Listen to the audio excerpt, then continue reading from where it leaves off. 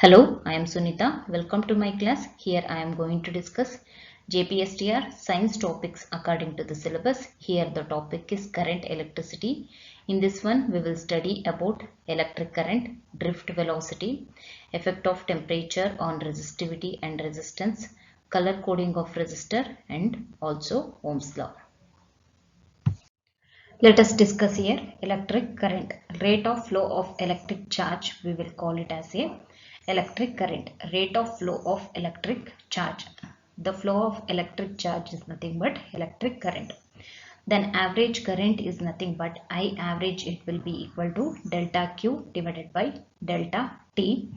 Q means charge, T means time. At a given interval of time, how much amount of electric charge it will flow, it is nothing but average current. In another words, average current it will be equal to Ne divided by T. E means electron, Ne means n number of electrons if they pass in a given interval of time T. Then SI unit of average current it will be, SI unit of electron is coulomb, SI unit of time is second, therefore SI unit of average current is ampere. Then next one, instantaneous current. I instant it will be equal to dq divided by dt. It will represent small amount of charge, dt is small amount of time. Then if you consider the integral of dq, it will be equal to integral of I dt. Integral it will indicate the sum of all small amount of charges. Then you can represent this one in terms of a q, that is the net charge. It will be equal to, you have to consider the time intervals t1 t2, consider as a time interval t1 t2, integral I dt. Let us consider a graph here, IT curve, IT graph, x-axis will be time, y-axis will be I. Then here this area, consider this is the type of the graph, then this is nothing but area. Area it will indicate integral of I dt, it will be equal to Q. Then in this type of graph, the area it will represent the amount of charge it will flows in a particular interval of time. Then direction of electric current is along the direction of flow of positive charge. Normally the direction of current we will consider as the direction of flow of positive charge. Then here direction of current is always opposite to the direction of flow of electrons. Let us consider drift velocity in a conductor. When you applied an external electric field inside a conductor, the electron they will start moving with very slow velocity. That velocity we will call it as a drift velocity. Because of the difference in potential difference, the electrons they will start moving with very low velocity. That velocity we will call it as a drift velocity. Let us consider in detail. First one, metals have a large number of free electrons, 10 to the power of 28 free electron per meter cube. This one we will call it as a free electron density. Consider, for example, consider a 1 meter cube volume of a copper. Then inside the copper, the number of free electrons it will vary from 10 to the power of 28 to 29 per meter cube. This is nothing but n number of free electron. This one we will call it as a free electron density. Second point, in the absence of any electric field, the free electrons move randomly due to their thermal energy. You know, the electrons they are having their thermal energy. Because of their thermal energy, in the absence of an electric field, they will start moving in all the direction randomly. Third one, the average thermal velocity of all the electrons is 0 since different electrons move in different direction.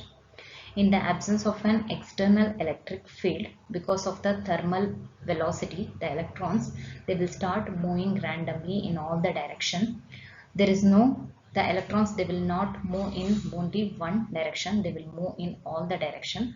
Therefore, average thermal velocity it will be 0. Mu average thermal velocity it will be 0. Thus, there is no net motion of an electrons in any particular direction in the absence of an electric field. In the absence of an electric field, there is no net motion of an electrons in one particular direction, because in the absence of an electric field, the electrons they will move in all the direction. They will not follow a one particular direction. Therefore, there is no net motion of an electron. Let us consider fifth point. And applying an external field by connecting a battery, each electron experiences an electric force in the direction opposite to the applied field. With the help of a battery, if you create an external electric field inside a conductor, the electrons they will experience an electric force in the direction opposite to the applied field. Because of this force, the electron they will start moving opposite to the direction of an flow of an electric field. This is given by, that force is given by F is equal to Q into E. It will be equal to small e into E. Then this electron they will acquire a force because of this external electric field. Then this electron it will move with very high velocity or increasing velocity. Therefore, that electron we can call it as that electron it gets accelerated. The acceleration of an electron is given by A. It will be equal to F divided by M. Substitute the value of F here. F it will be equal to small e into capital E divided by M. This is nothing but acceleration of an electron. Next, point 7.1. As the electron accelerates, they frequently collide with positive metal ion or other electrons and stop momentarily on each. When electron released from any metal, then it will create a positive metal ion. When this electron, when they will get accelerated, then they will move with very high speed. When they are moving, it will collide with a positive metal ion or the other electrons. Then velocity of that accelerated electron it will become decreased. Electron do not move with increasing speed. The speed of the electrons it will get reduced because of the collision with other metal ion or other electrons. Eighth one, the acceleration occurs only for a short interval of time between two collisions and provides a small velocity to electron in a direction opposite to the electric field. Consider two collisions here.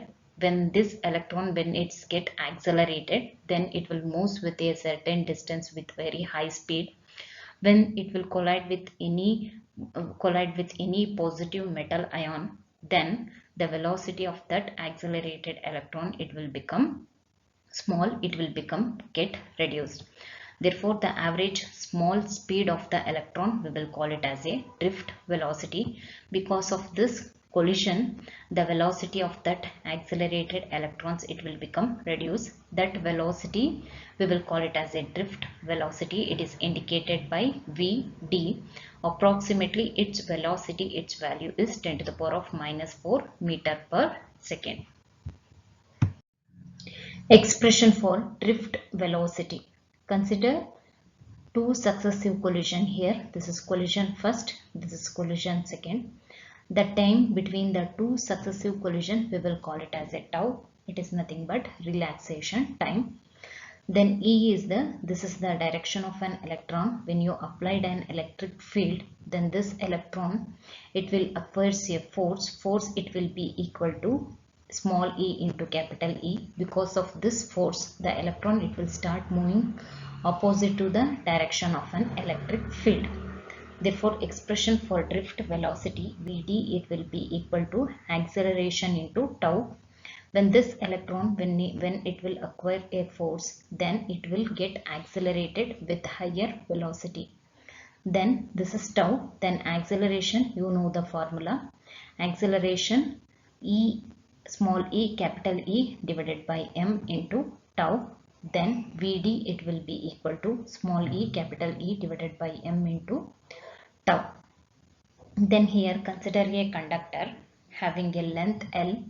Then E is the electric field across the conductor. Then V is the voltage applied across the conductor, otherwise potential difference across the conductor.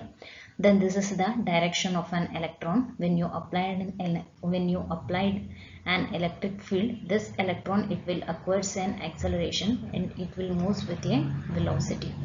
Then Vd drift velocity, it will be given by, then here V, it will be equal to E into L. L is the length of the conductor. V is the potential difference across the conductor. Vd, it will be equal to EV divided by ml into tau. In case of E, replace V divided by L. Substitute in this equation, in this one, then you will get the final drift velocity Vd, it will be equal to small e V divided by ml into tau. Energy gained by electron between two collisions. Consider two collisions here, consecutive collisions here. Then this is collision 1, this is collision 2. This is the direction of motion of an electron. This lambda, it will indicate free path. The distance between the two collision, we will call it as a free path. Then tau is the relaxation time. Relaxation time is the time between the two consecutive collisions. Then energy gain, it is given by work Q into delta V. Delta V is the potential difference across the two collision. Then this E, it will represent electric field. Then this lambda is the free path. Then this is the direction of an electron. Then potential difference across the two collision, it will be given by delta V, it will be equal to E into lambda. Substitute this value in this equation. The energy gain, it will be equal to QE into lambda. This is the formula. Energy gained by electron between the two collisions. This much energy it will gain when the electron, when it is moving from one collision to another collision. Electron mobility, it is indicated by mu. Electrical mobility is the ability of a charged particles to move through a medium in response to an electric field that is pulling them. Consider this is the direction of an electric field. Then here this is the electron. Then this electron, it will move opposite to the direction of an electric field. Then electron mobility is nothing but how much speed the electron, it will move in an electric field. It is given by electron mobility. It is given by the formula mu, it will be equal to drift velocity divided by electric field. Mu, it will be equal to Vd divided by E. Electron mobility means you have to remember in how much speed, in what speed the electron, it will move in a metal with the application of an electric field. Electrical resistance. Resistance is nothing but a opposing force. Electrical resistance is nothing but opposing the flow of an electric current. The resistance of a conductor is defined as the ratio of potential difference across the ends of a conductor to the current flowing through the conductor. Resistance is given by, it is the ratio of potential difference across the conductor and to the current flowing through the conductor, V by I. But here one thing you have to remember, this resistance do not depends upon potential difference and electric current. This is the conductor. This I, this is the flow of an electric current. This V, it will indicate the potential difference across the conductor. Then this is the battery. Then you have to remember here, R depends upon the resistance, it depends upon the shape and size of the conductor, and second one, property of the conductor. According to the formula, resistance do not depends upon the potential difference and electric current, but you have to remember here resistance depends upon the shape, size of a conductor and property of a material. Then next one, unit of resistance is nothing, is equal to SI unit of volt is volt, then SI unit of current is ampere. Volt per ampere, it is given by ohm. Ohm is the SI unit of electrical resistance. Then consider these two graphs. According to the graph, electrical resistance is given by slope of V versus I curve. Here in this graph the x-axis will be I, in the y-axis will be V. Consider the first graph here. Then you are getting a straight line passing through the origin. This it will indicate the value of V and I, they will be varying constantly, otherwise the ratio between V by I, it will be constant. Then here slope it will be given by tan theta, then delta V divided by delta I, it will gives R resistance. In this case the resistance it will be constant. Looking at the graph only you can conclude this graph it will be passing through the origin, then it is the straight line passing through the origin, it will indicate the ratio of V by I, it will be constant. Then here in the second graph you can conclude the value of V by I, it will be varying, it will be not a constant. Then according to this graph, so slope it will be equal to tan theta, it will be equal to dV divided by di, then this it will be equal to R. In this case the R it will be not a constant, it will be variable.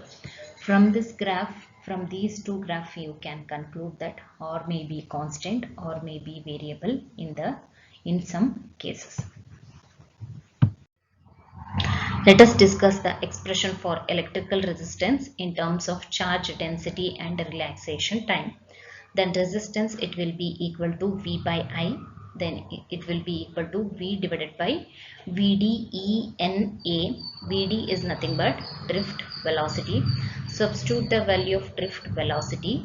VD it will be equal to A into tau in this formula, or it will be equal to V divided by A tau ENA.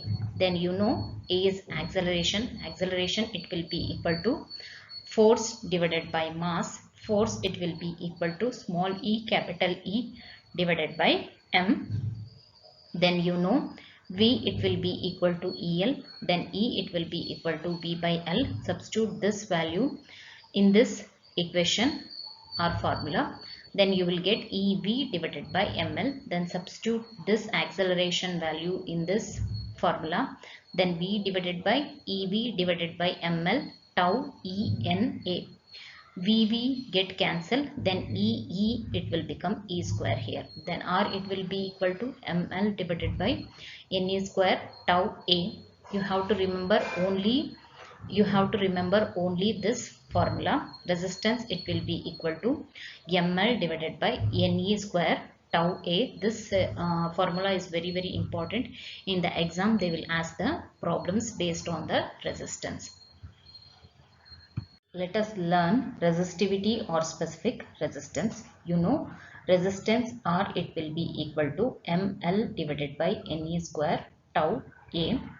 Rho it is nothing but resistivity or specific resistance. Rho it will be equal to M divided by NE square tau. Substitute this one in place of this whole unit, then R resistance it will be equal to rho into L by A.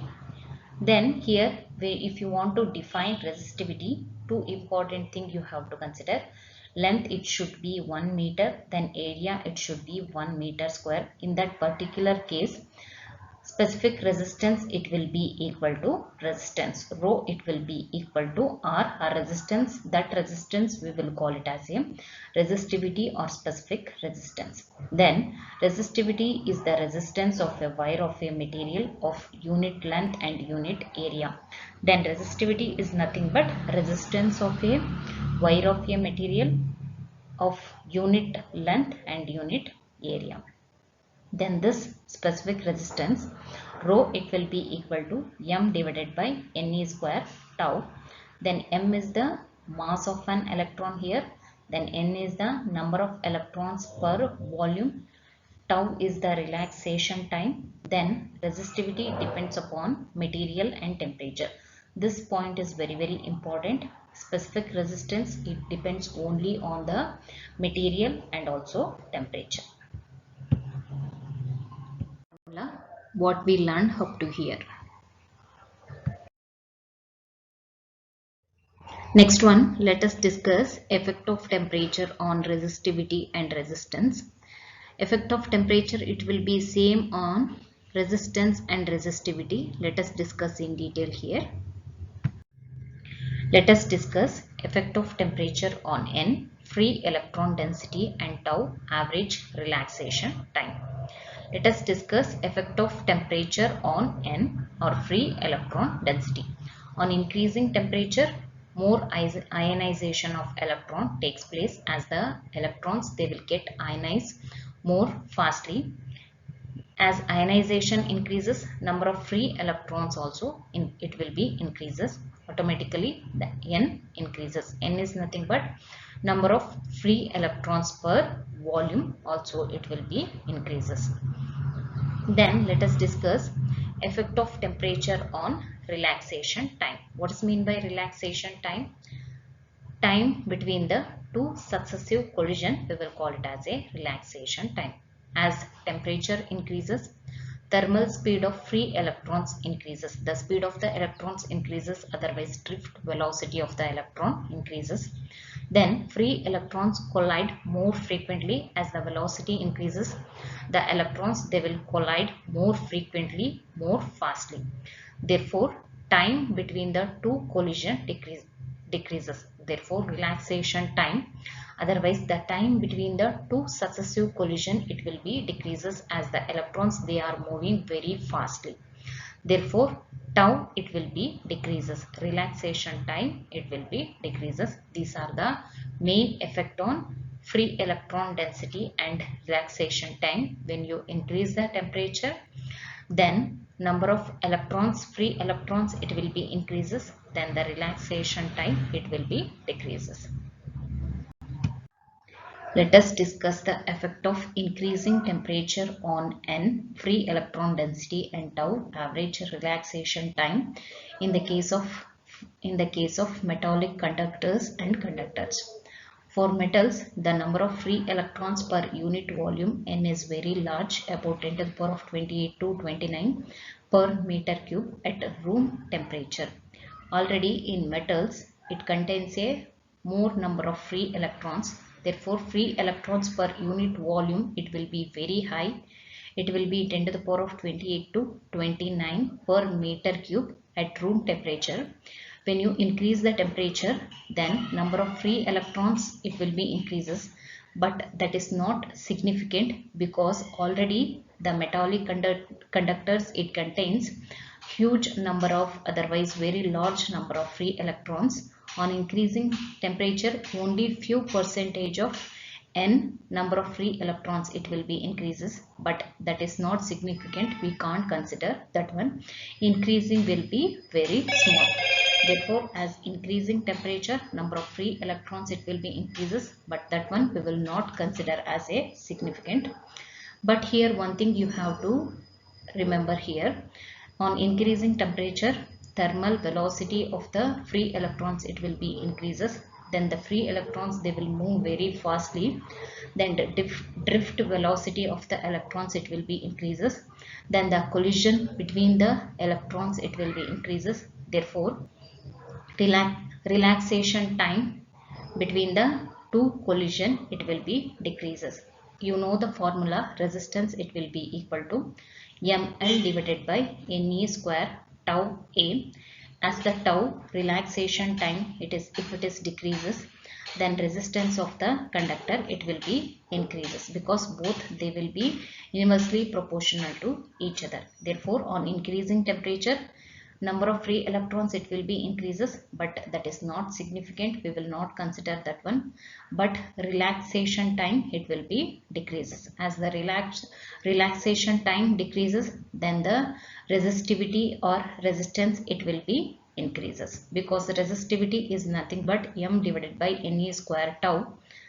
This one is resistivity, therefore resistivity is increases if you increase the resistance.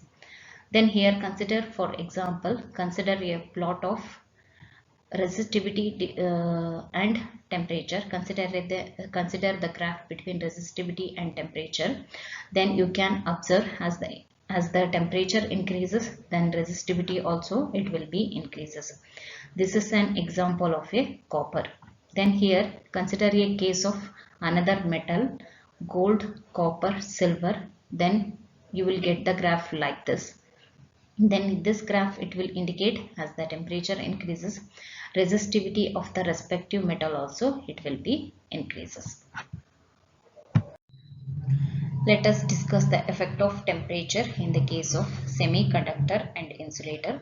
For semiconductors like silicon, germanium, sometimes carbon, and insulator, the relaxation time tau does not vary much with temperature. As the temperature increases, the tau it will not vary so much, it will be decreases, but this decreasing is not significant.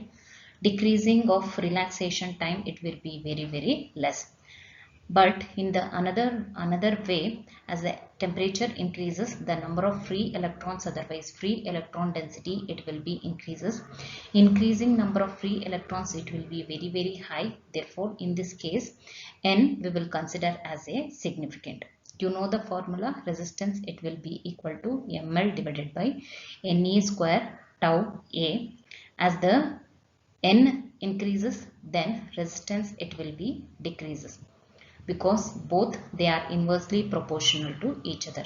As resistance decreases, you know, resistivity also automatically it will be decreases. Let us consider the graph between resistivity versus temperature. As the temperature increases, resistivity of the given materials also it will be decreases. This is an example in the case of carbon, semiconductors and also insulator. From this you can conclude, as the temperature increases in the case of semiconductor and insulator, resistivity decreases and resistance also it will be decreases. Now let us discuss the effect of temperature for alloys like nichrome, manganese and constantan. What is mean by alloy? Alloy you will get by combining metals and metals, metals and non-metals. Then in simple words, alloy is nothing but a combination of metal and metal and metal and non-metal. In the case of an alloys, as the temperature increases, then resistivity and resistance you will observe a small change. As the temperature increases, resistance and resistivity slightly it will be increases in the case of a alloy. Let us confirm this one from the graph. Let us plot a graph between resistivity versus temperature. As the temperature increases, you can observe here resistivity slightly it will be increases. Therefore, you can conclude from this graph, for alloys like nichrome, manganese, constantan, as the temperature increases, resistivity and resistance slightly it will be increases. Let us discuss in detail color coding of a resistor. Here consider an example of a carbon resistor. Normally the resistor it contains 4 bands. Each band it will give the valuable information. First band it is indicated by A, it will give the value. Second band it is indicated by B, it will also give the value. Third band it is indicated by C, it will give the order or multiplier. Fourth band it is indicated by D, it will give the tolerance and percentage of error. Then let us consider the color and its coding numbers. I will tell shortcut to remember the colors. BB, ROY means Roy, BB Roy, Great Britain, very good wife. BB Roy is a person, he is from Great Britain, he is having very good wife. Like this wise you can remember the colors. BB Roy, Great Britain, very good wife. Then here B it will represent black, then its coding number is 0 or coding value is 0. Second B, it will represent brown, its value is 1. Here you will get confused between B. First always write the dark color, second one write the light color. Black is dark compared to brown. Then R means red, here you will not get confused. Its value is 2. O means orange, its coding value is 3. Y means yellow, its coding value is 4. G means green, its value is 5. B means blue, its value is 6. V means violet, its value is 7. G means gray. First G you have to write green. Second G you have to write gray because this one is dull color compared to green. Gray, remember like that. Its value is 8. W means white, its value is 9. Then here consider the 3 bands here A, B, C. Here if all the three bands are black color, then its value is 0, 0. C always we will represent in terms of a order. Therefore 10 to the power of 0. If the second case, if all the three bands are brown color, then 1, 1, 10 to the power of 1. Then third case, if all the three bands are red color, then its value is 2, 2. Then band C is 10 to the power of 2. Then here fourth band D, we can observe 3 cases here. One is gold, silver, no color. For the value of gold is plus or minus 5%. This it will gives the error. For silver plus or minus 10%. For no color plus or minus 20%. Now let us discuss, otherwise let us find the color coding of this carbon resistor. Here you are having 4 different band. First band, its color is yellow, its coding number is, for yellow its coding number is 4. Therefore write 4 here first. Then second band is approximately it is near to violet, its value is 7. Therefore 4, 7 into. Third band is red, its value is 2.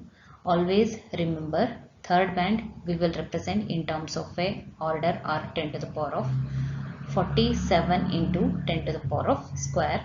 Then last band D, this one is silver color, therefore plus or minus 10%, plus or minus 10%. In this way you can write, first one is yellow, its coding is 4. Second one is violet, its coding is 7.